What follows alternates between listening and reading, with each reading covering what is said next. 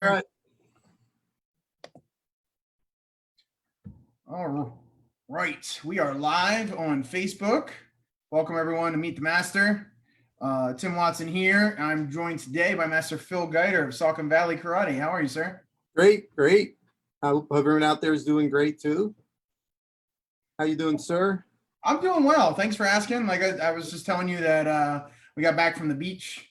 My my wife was handling interviews in the car. She's basically had her phone up doing interviews on the way home. So that was kind of fun and different.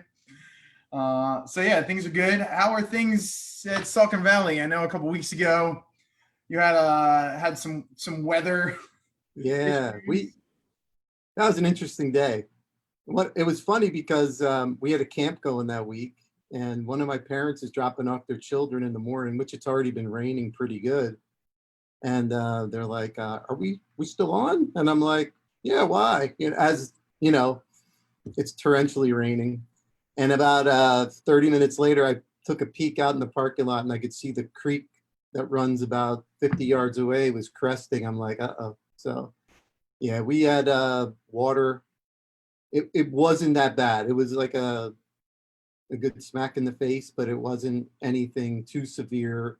We had to close for 2 days, get all the mats out. Thankfully, my mats don't soak up the water. But we started right away that afternoon once everyone was out, got the mats out, got them dried. And we had our parents who were, a force of people show up. And that's what's cool about having a established karate school. You have a lot of people, and as many that showed up, there were twice as many offering the help. And we got it all taken care of and back operating. So pretty quick. That's awesome. I didn't realize that you were actually in the studio. Was it like Oh, we were in the studio with 17 campers, yeah, that day. And I didn't contact any parents because I didn't want to create a panic.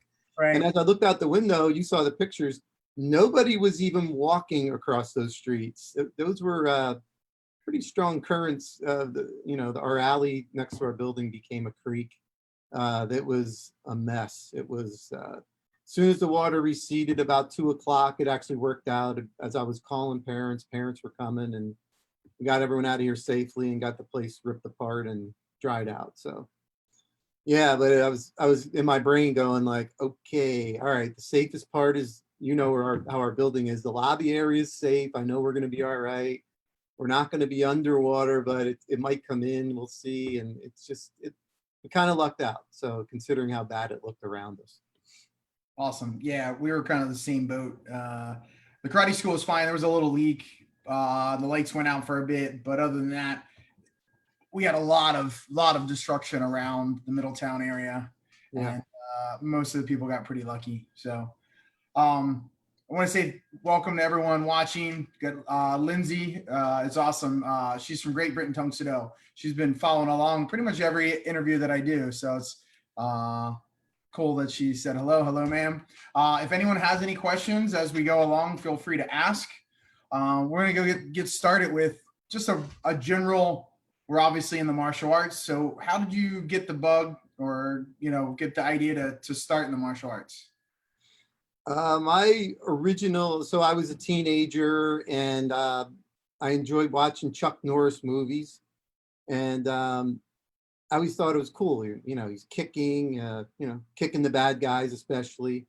And I always thought that was really cool. I mean, that really caught my eye about martial arts. And I think my mom was tired of seeing her teenage son sitting on the couch, even though I was a pretty active kid. Like she said to me, you should go next door and talk to John.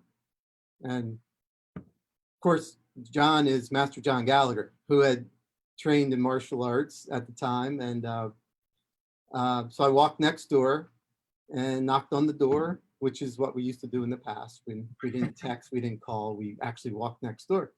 And I knocked on the door. He goes, "What's up?" And I said, "I'm thinking about starting." He goes, "All right, come over to the Y." And there you have it, I still remember my first time walking in and just being amongst adults and kids, and it was called an intro lesson, about 8 weeks, I think twice a week for 8 weeks, something like that. And I remember the instructor, so Master Gallagher was an assistant.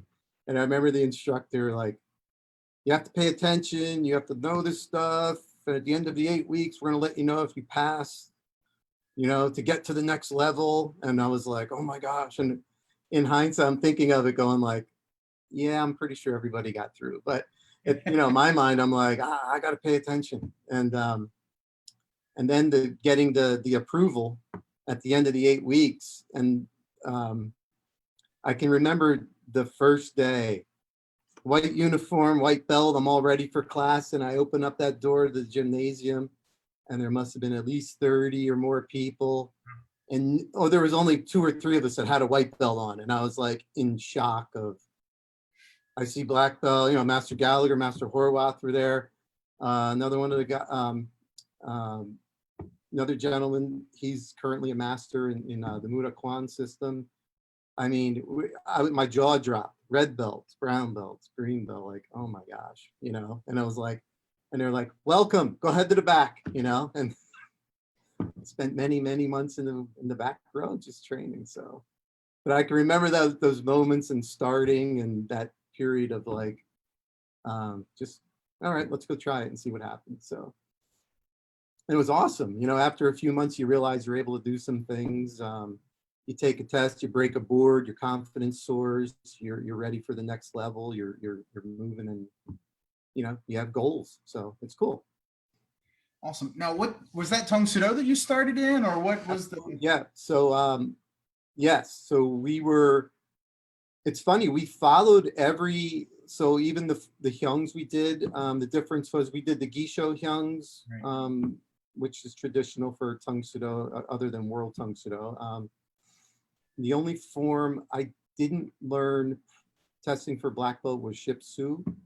But I had other requirements, I remember I had to come up with like, I don't know how many, like at least 21 steps that, when it was time to test for my black belt and stuff like that. There weren't prearranged ones. So, but I remember that moment. That was a tough test. Yeah. I was testing amongst 4 other black belts who were just there to be people who would randomly, whether I was partnering with or they were attacking me for self-defense or we were sparring them. And well, that was fun to say the least. But you mentioned that Master Gallagher lived next door. Did you guys grow up together, or you just happened to live near your parents, or? Yeah. So yeah, my parents bought the house next door to the Gallaghers when I was born. And I blame Master Gallagher's parents for my chocolate addiction. As a young child, they would come over and say to my mother, we'll take them, you take care of some housework, and they'd sit on the porch. And I'm sure that's where the first little nib of chocolate went in my mouth, and I was hooked from there. So awesome. So talk me through those early years. You tested for your black belt. When did you guys eventually end up in the World Tong Soo Do Association? So I believe that my history of this is correct. Master Horwath went to Villanova University and he wanted to continue his training, and he found Master Casarano's school. Okay. And he started training with Master Casarano and contacted Master Gallagher, and they joined the association together. It was right around that time where I had earned my black belt. I think I was in about another year full time, and then I started kind of drifting I found a different job. I was, in the process of getting engaged at the time and starting a fit. So there was a lot going on in my life where I wasn't training as regular. So they joined. And then as I started coming back, I kept, hearing about the association. And finally, once I committed to saying like, all right, that's it, I'm back, let's go. And they got me into the association. I actually transferred in as a black belt into the association. And it was officially like 1997, I believe, was my first on card is stamped. So. Okay, cool. It was just that prodding, like, hey, when you're coming back, hey, when you're coming back. Yeah, you know what happened? I trained a little bit, then I wouldn't, and then I just, I couldn't pull it together at the time, and probably because there were a few children in the house, and there was other responsibilities, and we were in an association prior to that. It was more an affiliation rather than an association, and I believe the story, like Master Gallagher had asked the chief instructor, the master we were under, like, sir, our black belts would love to come up and train with you. And he was like, well, yeah, that sounds good, but then you'd be learning what I know, and you're really not my students. So it wasn't very friendly. World Tongue Sudo, anyone in the World Tongue Sudo knows how friendly and accommodating and people are around to help. And to come from where that was, and I don't know if that had any reason to why I was kind of drifted away, maybe not. But the good news is I got back, and thanks to them and thanks to their encouragement. And my baptism into the World Tongue Sudo Association was the 1998 Region 8 Black Belt Clinic at Elizabethtown College. And that was the very first event I ever went to in the association. And to this day, when I think about it, I'm like, I remember being on the field at one point going like, what have I gotten myself into? Because the Friday check-in was, there was no air conditioning. It was hot, you're sweating. And then you get into the gym, which was 100+ degrees. And I remember Master Casarano, I think, had us doing jumping jacks on the bleachers and doing laps around he was the MC. And you just looked up front and you were just scared looking at all, the masters up there, and there was really, at the time, I think maybe there were about 15 of them. It was a small group of them. And I think Master Robinson, Master Gallagher, Master Amitis, Master Hull, Master Pearsall were like the fourth dan newer master group of that. And I remember like everybody looked scary. And then the next morning, we didn't do Ki Kong in the morning, we jogged. I think we ran to a cadence, we did calisthenics, we ran, we got breakfast, then it was like boot camp. I remember those first couple of years, they were like boot camp. And that was my initiation into like, welcome to the association. And it was like, oh my gosh, so, but, kept coming back for more. So, right. Yeah. I've heard about those days where you have Master Chamberlain or Master Casarano in one field, Master Chambliss or Master Britt up in the other field, running you back and forth. Oh, yeah. And I remember how everyone was so proud after about 6 runs, we got it figured out because they were timing us.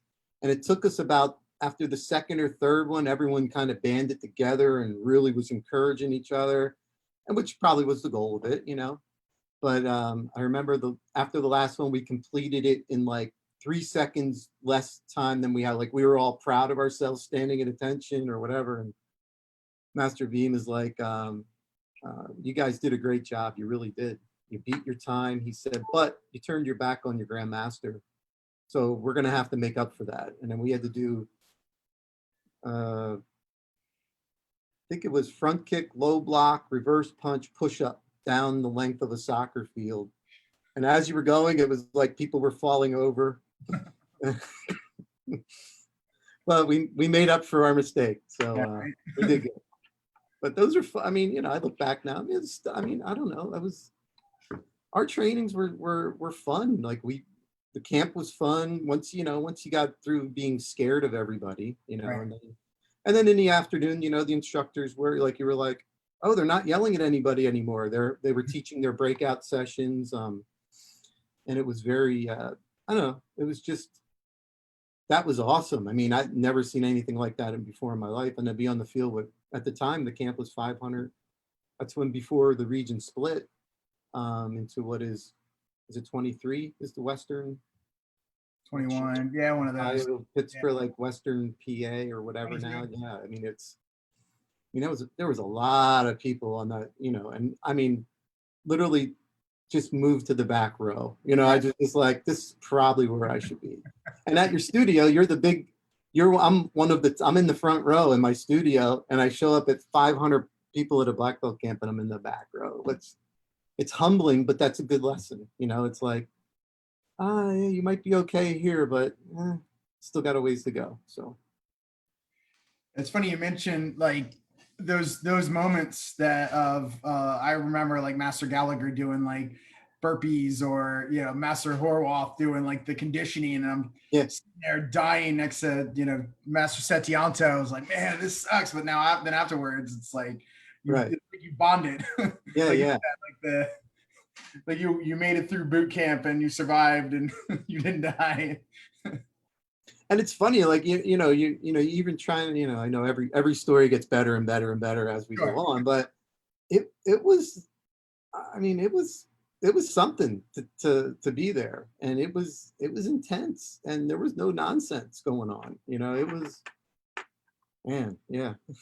It's funny, I was looking at my notes and I wrote, let's just, what were your first impressions of the association? So there you go. That's Yeah, oh, there it was. Yeah. did you end up meeting any guys that have become friends like back in the, do you remember anyone you met, that first year that I still? think the first year it was like I was just in awe of what I just experienced, probably in partly a little post-traumatic stress, Yeah. of what we went through. But um, as the years went on, you'd see, similar people.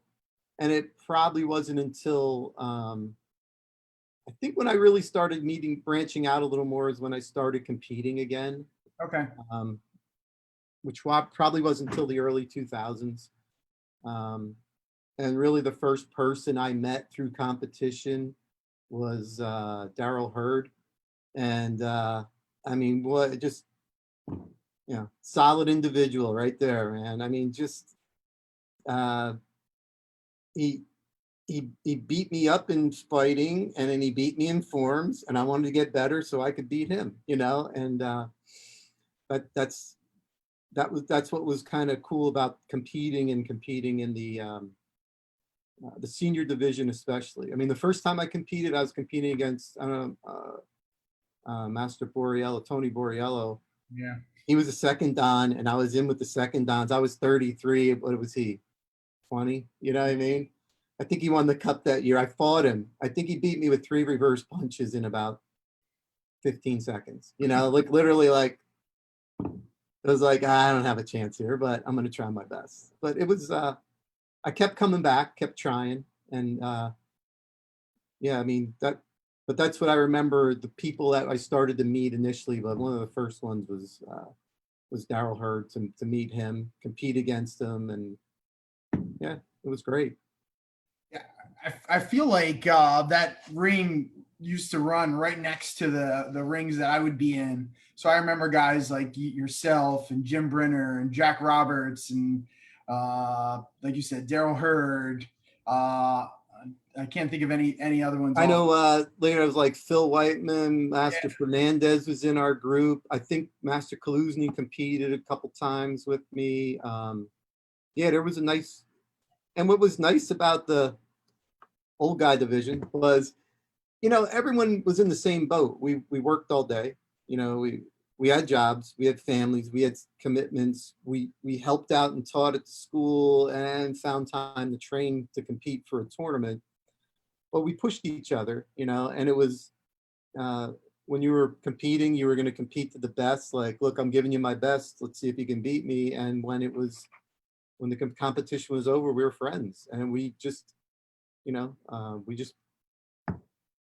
kept pushing each other, you kept getting better, and you kept challenging each other to get better. And that's kind of what it's about. I think, and the other thing with competing is, I remember at an early on as I was competing, I would look around, and Grandmaster Shin was at every event at our region, so when I was like, well, I thought, you know what, if Grandmaster Shin is here and we're having these events, they must be important. I'm going to keep doing this. And then when I would go back to school, I'd encourage someone else to try competing, and that way other people got the chance, and say, look, you're going to be nervous, but it's going to change you in a positive way if you go in there. Like, yeah, I would get nervous. I would be like, all right, now's your chance. Like, when time comes, there's no retakes. If you do a retake during a tournament, chances are you're not getting a place that day, and you wanted to move up and get the medal or something like that. So you had to be focused and And, you know, you got there by repetition and honing your skill and stuff like that. So Yeah, we'll go get little more into Silicon Valley in a little bit, but just to go off of that, you know, I know even now you're very much a proponent of your students participating and competing. I know you always have a good contingency of students that get a chance to compete, and there you go. That's why yeah, it's a good opportunity, like you said, to meet new people, to push yourself, to put yourself out into the public in that type of situation and setting. Is the pressure's on. It is, but it isn't, right? You put the pressure on yourself, but right. as an instructor, you just want them to try it and do their best and have the experience. Yeah, and as I have now looked back upon it, you know, my focus was on competing, you know, whether it was winning a medal or doing this or doing that. And now I see the purpose, you know, that Grandmaster Shin set forth for our tournaments is like, it's a gathering of our family. Let's come together, let's compete, let's make a new friend, you know, let's keep this thing going. Let's build our association. Let's, you know, and, you know, again, one of the phrases I use when we start training for the tournament, first, you know, our first lessons, I go, first tournament prep stuff, I go, don't brag about winning, don't whine about losing. All right. I don't want to hear you whine. I don't want to hear you bragging. Just go in and do your best. And I think our students go in with a really good attitude. And even the ones that might think they should have won a medal or they don't whine about it. And I said, look, this is just something it's not the be all end all of this is one part of what we do, a small part. But I want you to do it because I think it kind of hardens your nerves and all those things. It gets you into a situation where you got to perform. You have that moment. It's yours. Perform. See how you do. And then, you know, you'll probably want to do better next time, or you'll probably work hard. And if they work hard going into a tournament, they're going to work harder on their math exam. They don't get they get a B and they want to get an A on their math exam. Good. They're going to work harder. Same thing with their science, same thing with reading or, you know, people in their job situations. You know, you want people to dig in and say, put in more effort, you know, focus. And that's how it helps me. And I think it helps me help my students. So. Yeah, I agree. I definitely, obviously that was a season. I would probably still compete if I could, but I'm happy that I did. And Yeah. Now I'm, like you said, I'm in a different part where I get to help others get ready to compete and I celebrate in their victories and Yeah, exactly. So, in those early 2000 years, you had the opportunity to train and teach at is it Bethlehem Martial Arts or Bethlehem Tong Soo? Yes. Yeah. Talk about the times being able to teach there and then getting to train with guys like Master Horwath, Mr. Glickman, and Mr. Cuddy, and I'm sure lots and lots of other people. Yeah, I mean, it's funny, you know, I have a picture right here, you know, with, you know, it's Master Horwath, Master Gallagher, Mr. Cuddy, Mr. Glickman, myself with Grandmaster Shin. And I just think about it, you know, it's like, you know, we're in the car going here, we're in the car going to this tournament, going to this training. And what a great group of guys, you know, encouraging, you know, I mean, I obviously looked up to Master Gallagher and Master Horwath as my seniors and just wanted to be, you know, as good as they were and kept trying to be as good as they were. And always, you know, it was great. We had a very good, again, training was great. We worked hard. We pushed each other. I think, you know, that's super important to have people around you that are going to train as hard as you and to hold you accountable for your training. And if you're not training hard enough, you need someone that's going to push you to train harder or to knock you off, you know, out of your comfort zone here and there. I think that's another important thing. And then being able to teach and give back, you know, and being able to watch. I think that was the biggest thing, is being able to watch the growth of students. And, you know, even early on, I know I've talked to several masters over the years and they're like, Oh my gosh, I must have been terrible in the beginning because I only knew one way. Like you should be doing this like I'm doing it. And it's funny to see me now is to go like, there's probably, 25 or 30 or more. I don't know how many like personality traits that you try to plug people in that remind you of someone else. And how can I motivate that person more? And it's great to have more options on how to help people get better than just that one of do it the way I do it because I said so. Now you're learning how to work with different personalities and help people become their best, which is, an ultimate goal of mine and any instructor, I'm sure, is to get the best out of people and realize that they're capable of doing so much more when they put their mind to it. So Absolutely. Little do they know that most of the stuff that we teach them are mistakes that we made yeah, sure. when we were there, rank. Right. So I tell people, I was like, I assure you, I was not, I'm okay now. I assure you, I was not good as a black belt. Right. I share a story all the time of me. Master Gallagher had this thing that he would put up for booths, like, to get people to come in. And it was a picture of me from my Chodan test. And I was making a low chop, and it was like the worst technique ever. And it was there staring me in the eyes every time I ran a booth for him. So that's my reminder. And I tell people that, like, oh God.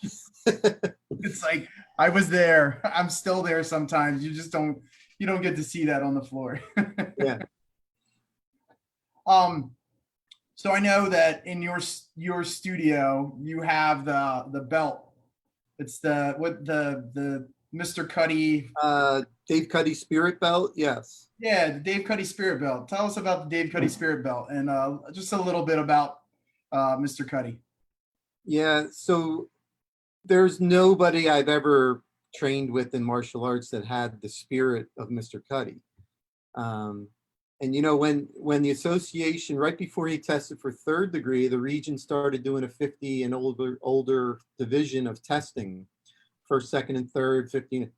He was fuming that he would not be able to take the Samdan test with everybody else the way everybody else did it. He didn't want that. And he was already late 60s, like, and he just, he's like, I want it the way they have. I want it to be as hard as it is for everyone else. I don't want it easier. And he just had this spirit and energy about him. Like, 60, let's say at the time when he was still training for Samdan, let's say he was about 67, 68 years old, roughly,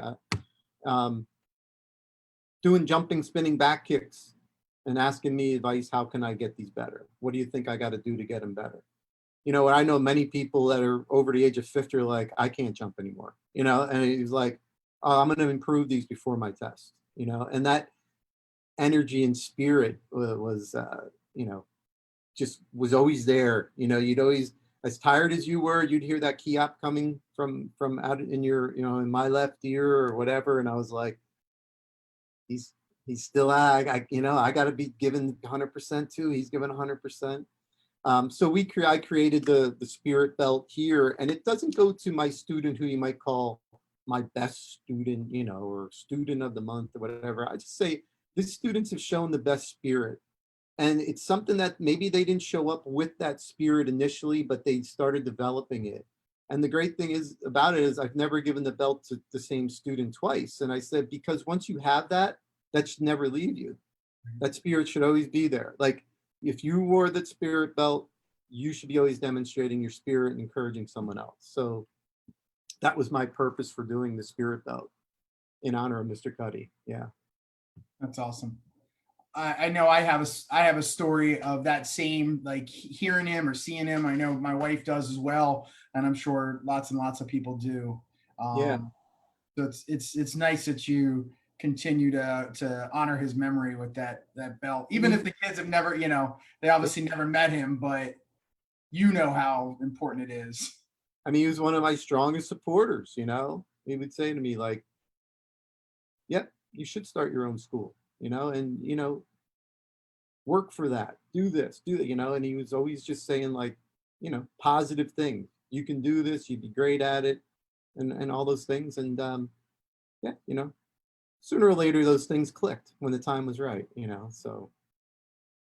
Well, that sounds like a great segue as talking about like opening up your own place.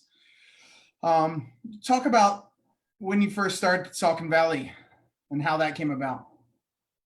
It was right around, I was in the process of my second year of my 4th degree test. I'd always thought I wanted to do a studio. I never, it just wasn't in the cards at the time. I was self-employed with a remodeling business, doing residential remodeling. And to have, but finally I said, why don't I just try it part-time or, just open up, rent space in somewhere and try it. And, I had no idea what I was doing. I don't even remember having a Facebook page initially. I had no idea what to do with marketing. I found a spot that would take me and let me rent basically by the hour, 2 times a week. And, first day of classes, 3 students showed up, and then a week later I had 2 more. And then a week later, someone quit. And then I had 4 again, and eventually we got our numbers up to become from a club to a studio. And then I was able, see at the time also, in thinking back, the only way to really attain advanced level was, I didn't want to just get a 4th degree and not be able to advance from there. I was like, I think there's a lot more, I know there's a lot more to learn. And I believe I have something I can give. So moving into my own studio or having my own studio was the path for me. And then once I got my studio, I was able to actually test for master. And then I was on my way. So, but yeah, I was probably, it really started grinding in my gears were grinding as I was completing my second, my 4th degree, second year of my 4th degree promotion. So was that like 2013, 14? 2012, actually. Yeah. Okay. Yeah. Gotcha. So how does it feel? I mean, looking back now to where you started, you had 4 students to now where you're actually able to call this your full-time job. How does that feel? And it is awesome. I remember where I was. I was doing a small job in an apartment. My mother's friend had a 2-unit apartment on the north side of Bethlehem, and I was helping her get it fixed up to rent out. And when I finished the job, Kathy was actually helping me. And I looked at her and I said, "This is my last job." This was in late December, or like December of 2016. I looked at her and I said, "This is my last construction job right here. I'm done. Like I'm going to focus my energy on my karate school." So starting 2017, I was full-time. I just decided I'm digging in. I think I had so from the time prior to that, I had built up the studio. When I moved to my current location in 2015, I had about 40 students. I doubled it by the end of the year, and I only had about 80. And then about a year and a half later, I had 160 students. So it was definitely the right move. I got to thank, Master Fisher, Master Mamitis, really helping me along, because they both have bigger studios, giving me advice on things to try. That was a great feeling though, knowing like, all right, I just believed it would happen. Not every day was easy, not every day was great, or you have those moments. But I sit here right now and I'm I own the studio.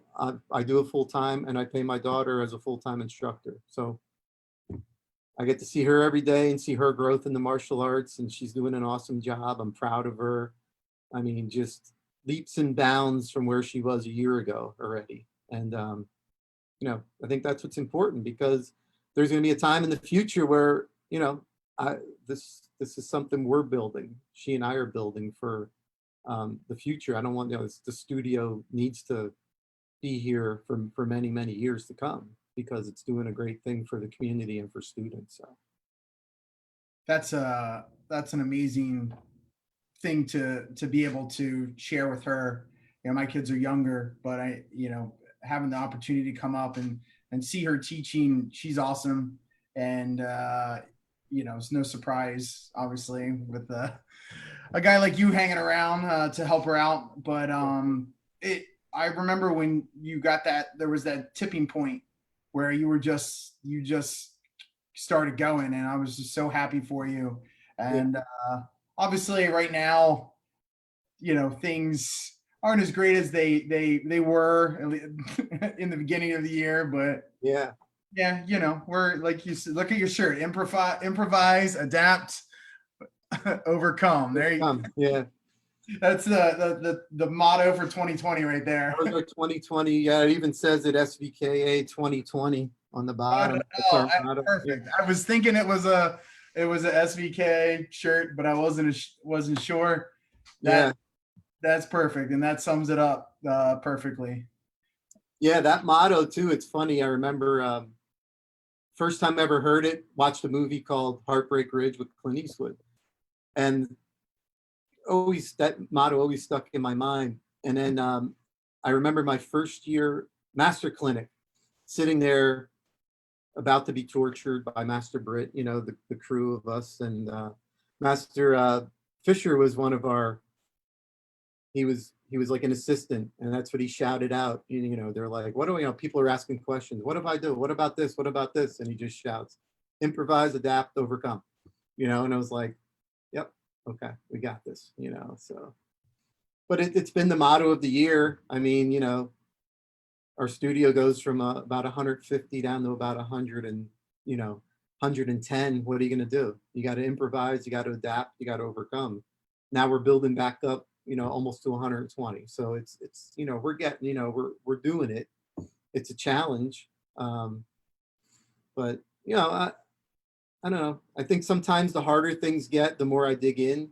So what the changes I made is, like I was telling you earlier, since we really can't have a lobby and observation area because it would limit the amount of students I could have. Well, then I'm going to put mats out here so I can split my group up, and I can actually have a few more students if needed, rather than taking up the space with, with the parents observing. They can observe through the Facebook page, through streaming.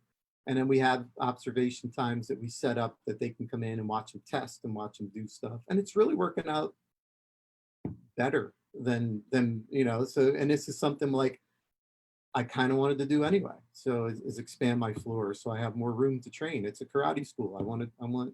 I want students to be able to come in and take karate and train them. So it's not like I was gonna all of a sudden put up a coffee bar and a juice stand for, it was like, no, I wanted a training floor for my students. So, and we can pull them aside. We can pull 1, 2, 3 out, and we can give them some extra attention if they need it, help them learn a new form, stuff like that. It's working great. So despite the negativity that, the quarantine and everything brought, we're finding a bright spot in it.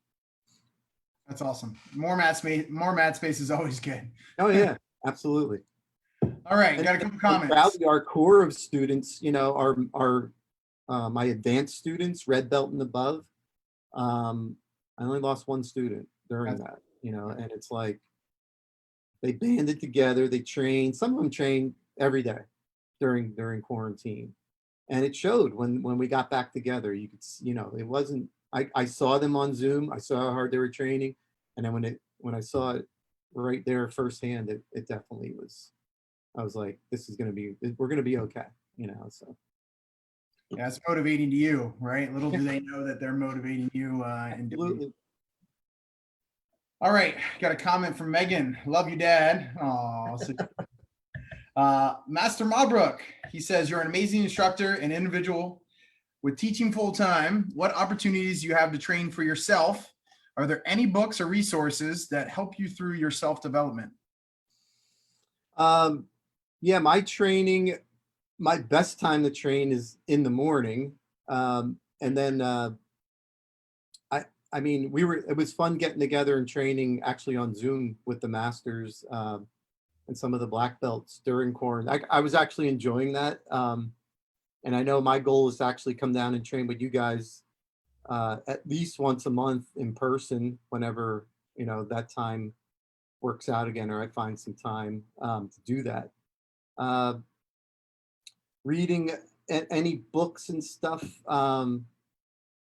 It's funny. I find myself a lot of times paging back through Grandmaster Shin's books, and it's funny how I still remember the very first time I opened up like volume 1 or whatever, and it was like ultimate goal of Tung Sudo is to be one with nature. Next page. Where are the blocks?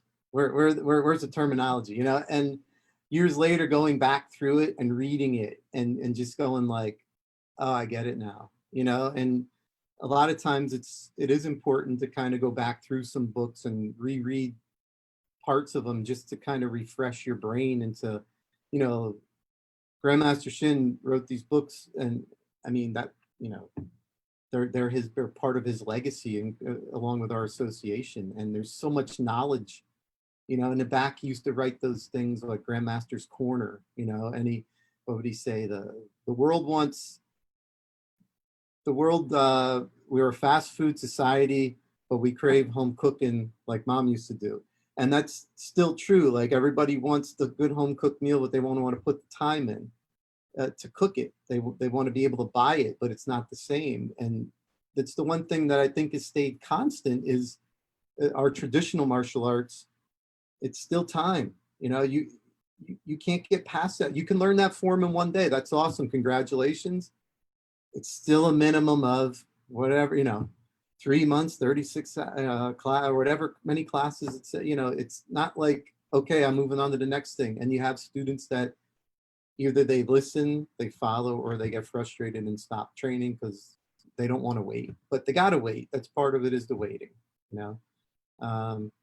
So again, I would say I like rereading those things, and that's high praise from who I feel is one of the best instructors in our association. So by the way, who I hope one day can come visit and teach at our school. I have high regard for Master Mobrook. So thank you, sir. I'm not sure if I answered the question correctly or all, but no, I think that's good. I've definitely went back. I've even went back and looked at Huang Qi's books recently. You talked about the Kicho Youngs. I went back and just reviewed those because I never really learned them. So I, it's nice. Oh, Master Mobrook says 1 more year. Meaning. Okay. Oh, really? Okay, yeah. Cool. So we'll hold you to that, sir. Yes, excellent. You mentioned Grandmaster Shin. Did you have any opportunities to get to spend any time with him, or any memories that you have? It was mostly in being in the leadership class. That when I first started in leadership was 2004. He would actually teach the first class of the year and the last class of the year for like the first 2 years. And then real quick, could you just give everyone kind of a highlight of what exactly is the leadership class as far as Region 8 goes? I'm not sure I don't think I was one of the first groups. That would have been Master Horwath, Master Melchior, maybe Master Harsh might have been in those. There was a few of the masters. I think Master Centrone, and the Region 8 leadership class was started, as I understood, to help the Samdans that were like chief instructors, or not chief, but lead instructors at their master's school, who were teaching so much that they rarely got a chance to train.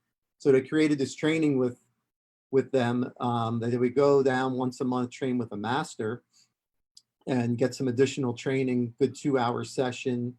So that, I'm not sure the exact year that started, but as I got in there, I think when I first got in there, there was probably 15 to maybe 20, maybe there were more, but I don't remember there being, we were on the old headquarters training floor, and it wasn't full my first couple of years. We were pretty spread out.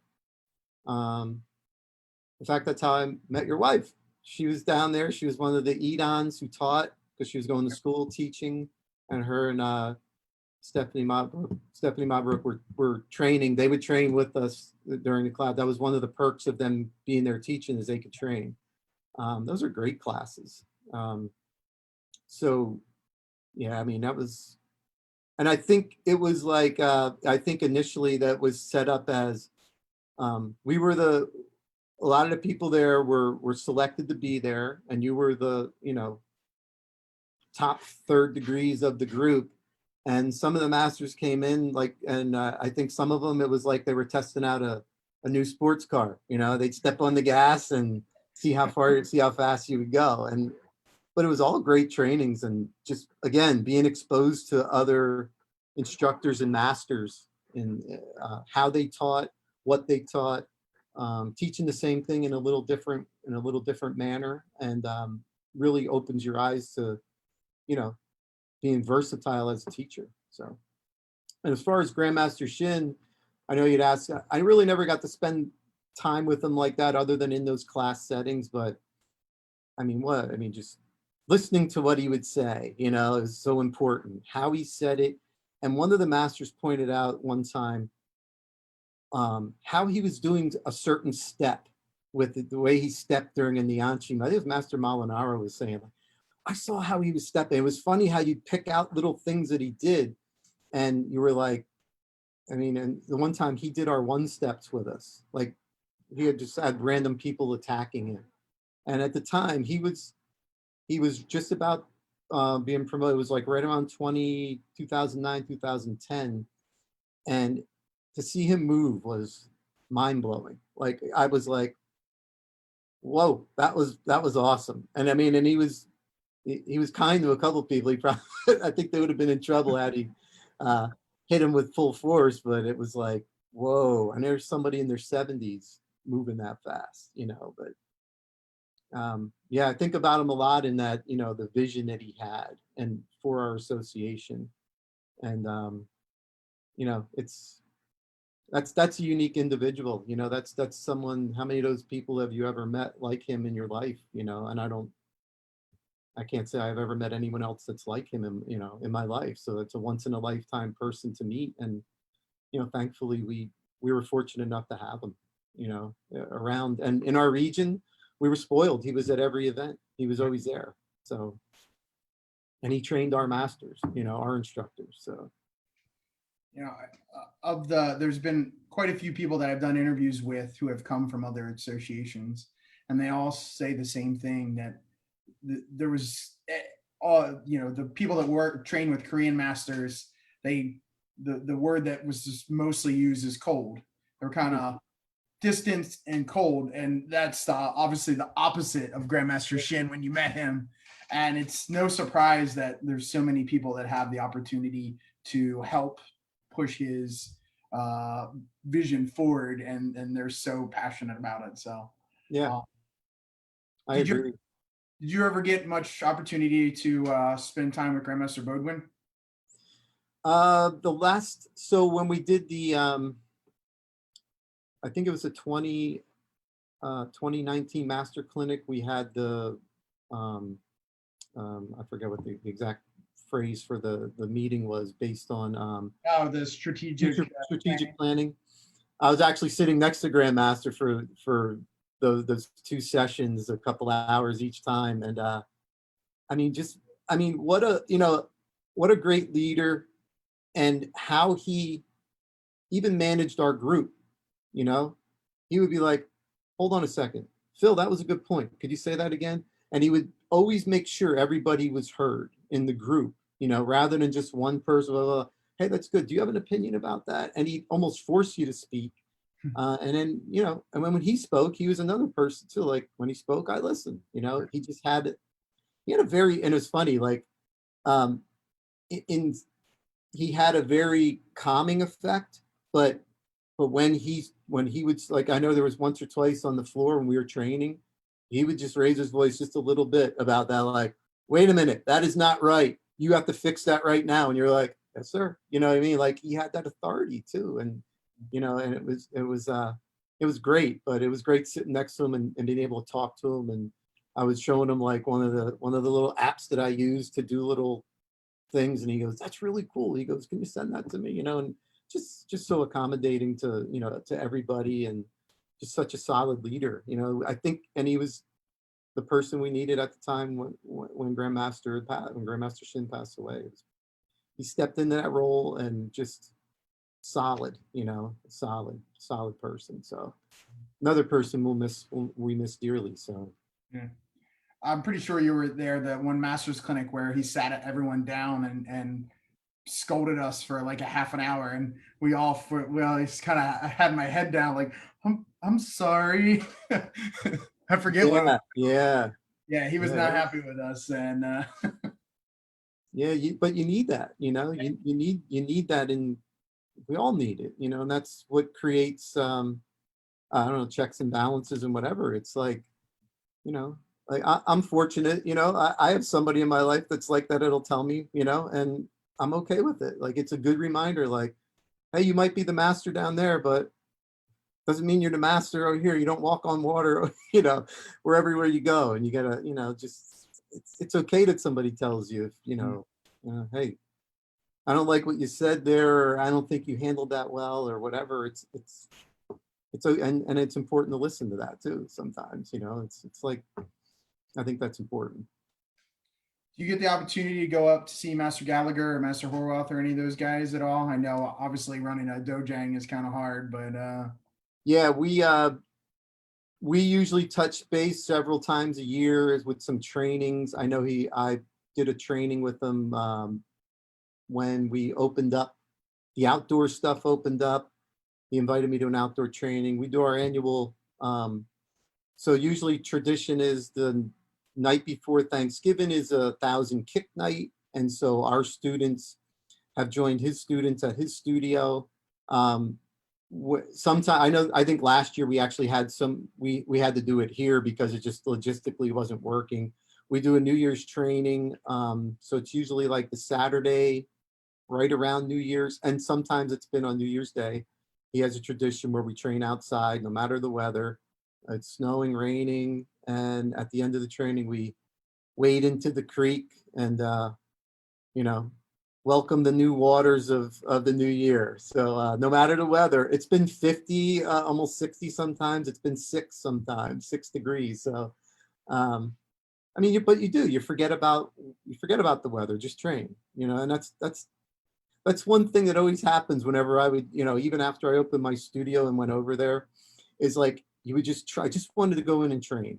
I just wanted to train, and I didn't want to think about being an instructor for that hour. I didn't want to think. I just wanted to be that student again, and just, and if he's going to yell at me, that's all right. He's going to give me an earful of something or say you got to fix that, and that's okay. That's be like, yes sir, and that's great. I know Master Gallagher. I know he's recovering from he had his hip replaced about 2.5 weeks ago. So he told me he's doing well. He's getting around well, better every day. Good. And I'm sure, I know his spirit too. He'll probably be, anytime the doctor will give him a little extra, say like, okay, we're ready for the next step. I'm sure he's going to be right there on top of it, improving moment by moment. So nice. I need to get. I've wanted to do that New Year's class with you guys. My wife hates the cold, so I might just have to come up by myself because I've been unsuccessful trying to convince her to do it with me. It's funny. I know a lot of people say like, yeah, I want to come up. And then, as it gets closer, it's like, but well, you have a place you could always stay the night before if needed, because it is an early, I think it's a 7 a.m. class. So it's an early class, but there's always room for people to stay somewhere up here. Maybe this year I'll do it. The cold doesn't bother me. But I just got to get up there. Yeah, well, that's hard thing, and you got 2-hour drive on top of it. So yeah. Master Mobrook's got he's dropping the big questions on us. If there is advice that you would pass on, let's say to your students down to the next generation, what are you passing on now to the students that you have, other than some of the stuff we've talked about? Yeah, I think the important thing is is always pushing them to pushing them to be their best. We have a saying, when you walk in the door, that's your promise to train hard. So I shouldn't have to remind you to train hard. Now, beginner students, we have to remind them, yes, but our advanced level students, it's telling them, if you keep working at 100%, you're going to always give 100% in everything you do, not just karate, but it'll bleed into other parts of your life, which will make you a great person, and I like to lean on a lot of, whether quotes I've heard or things I think are interesting, and, is to say to them, like one of the things I say is like, don't tell me you're giving me 110% today, but then tomorrow it's 80%. I want 100% every day, right? I want 100% because 110%, that means you're overworking the engine. Like I want you at 100%, give me 100% every day and train hard. And really, passing along also is, the tradition of our art and our founder, and remembering the history and telling them how important everything is. Yeah, I think that's, encouraging them to be their best and say to them like, hey, listen, like I'll name a person, whether it's, Steve Jobs, or do you know who Mark Cuban is? Do you know who this person like? And you name people who are pretty, famous. Do you know how they started their business? Do you know what they did? Do you know how many people doubted them? So you have to just push past, the negativity of people. Most people who doubt you are, that they just don't want to, they just aren't as motivated as you are to do something. When I started the school, I had people go like, who's going to come take a karate at a karate school? Like, that's what they said. In this economy, you're crazy. You're not going to get any students. I was like, oh, okay. Thank you. That just makes you work harder, I think. If someone tells you you can't do something, like I had a guy tell me, you'll never be a master in our region. It's the hardest region to become a master. It's impossible. I go, really? Like in my mind, I was like, oh, well, you'll never be a master, because of that attitude. And encouraging them, saying is, what you say you're going to do, you'll do. If you say can't, you won't. Don't even go any further. If you just told yourself you can't do something, you're right. Stop there.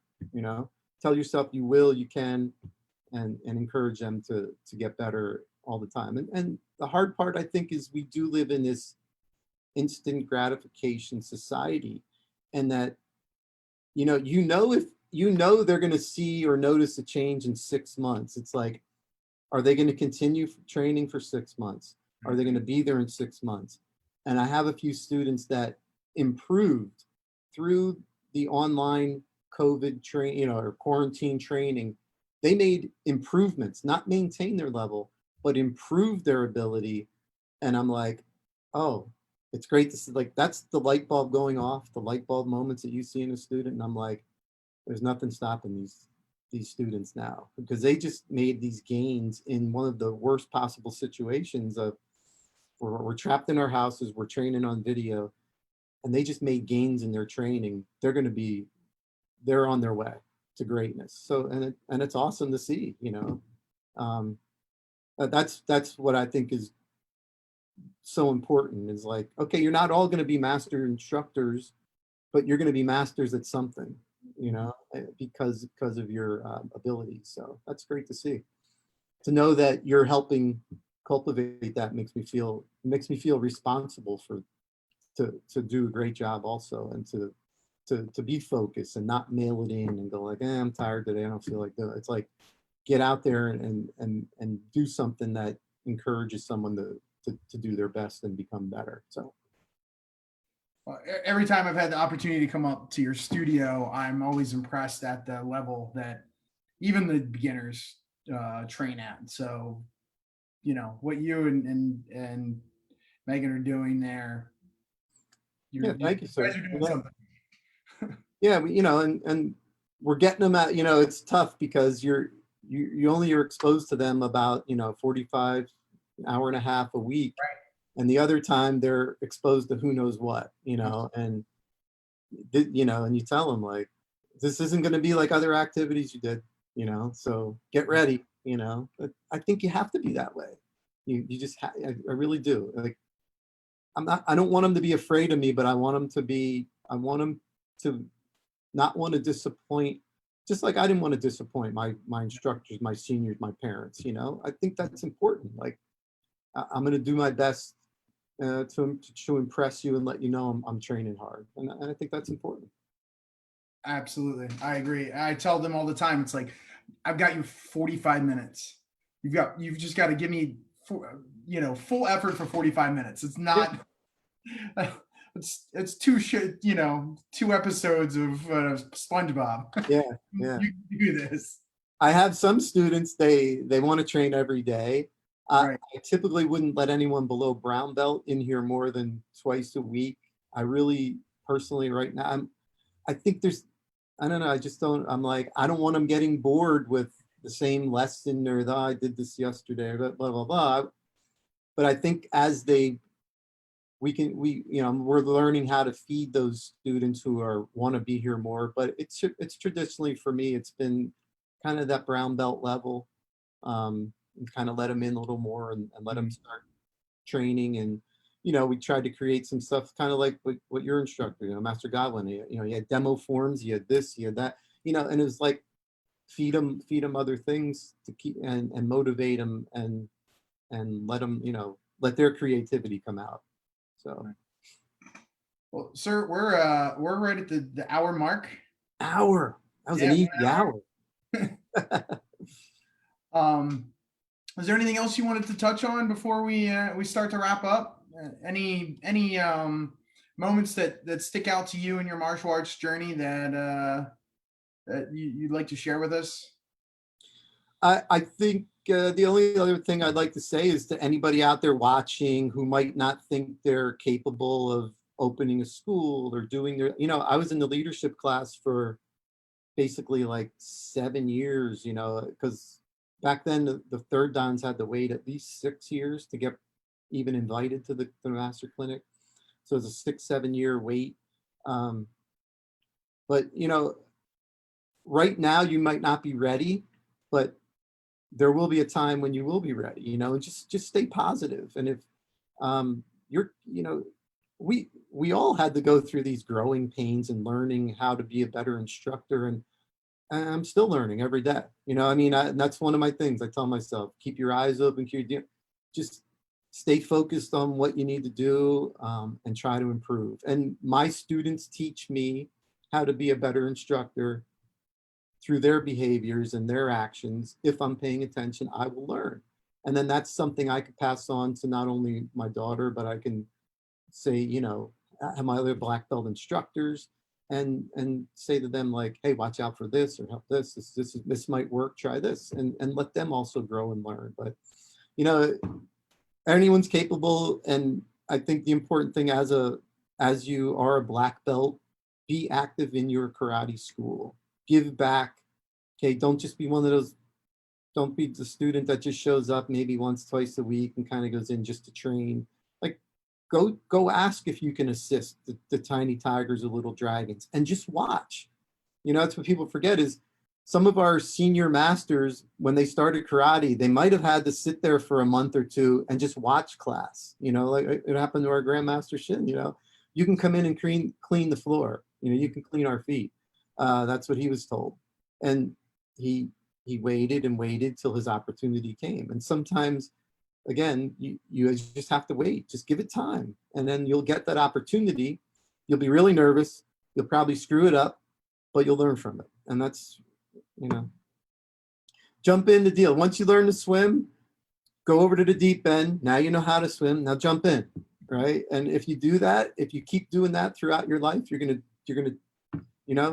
go off the edge of the pool, the middle dive, the high dive, and jump in. One day you'll cliff dive and jump in, right? But you'll take those chances. You realize, like, all right, that's when I made my best gains. Is I wasn't afraid to try something new, and that's what everybody has to keep in mind in everything they do, not only martial arts but everywhere in life. So dive in, dive in the deep end and tread water if you have to for a while, or swim the safety or to the edge or whatever you got to do. Absolutely. I feel like everyone I've talked to about that, it was all just like, you get thrown right in. There's no, Yeah. Oh yeah. I remember the first time I conducted. Are you ready to conduct? Yep. Okay, go. You know, you're with some, here you go. that's I right. remember that. It was like, all right, yes, sir. Yeah, you'll figure it out, you know, and you will, you know, some way you'll figure it out. And at some point you'll be ready for that move and you'll figure it out. And today might not be the right day, but a month from now might be, you know, Right. and just be ready when the opportunity's there and jump on it. So That's right.